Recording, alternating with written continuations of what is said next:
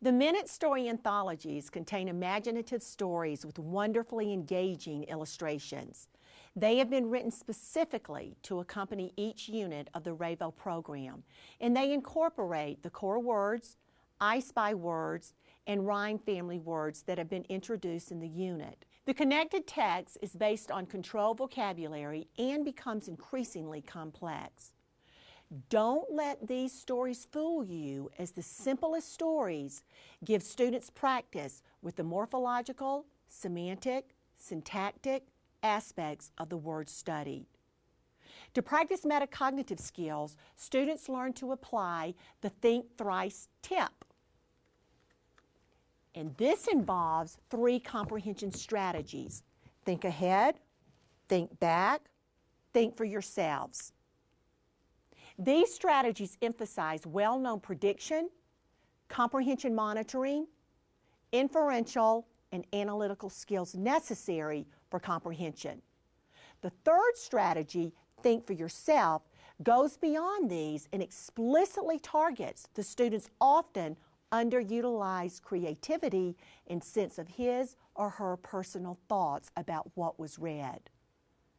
This strategy literally seeks to elicit and reinforce the student's capacity for novel thought. Let's take a look at a couple of the stories. First, let's look at a story from the beginning of the program, Unit 3. Turn to page 17 of the Volume 1 Minute Anthology. This page lists the 3 reading selections for Unit 3: the bat, at bat, and tag the ham. As we read, notice the engaging illustrations and the integration of the core words, multiple meanings, and the word families. Let's read at bat, which starts on page 26.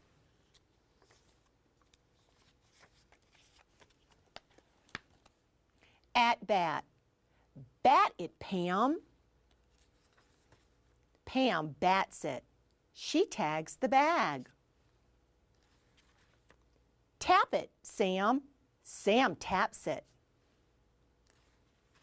Matt tags Sam. Zap it, Pat.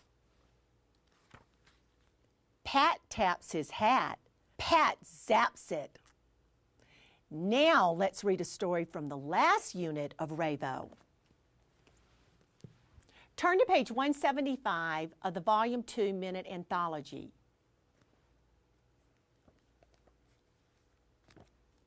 This lists the reading selections for Unit 16. Take note that as opposed to the short stories, we're now reading chapters that are part of a longer story. Notice also that the text is now continuous and connected.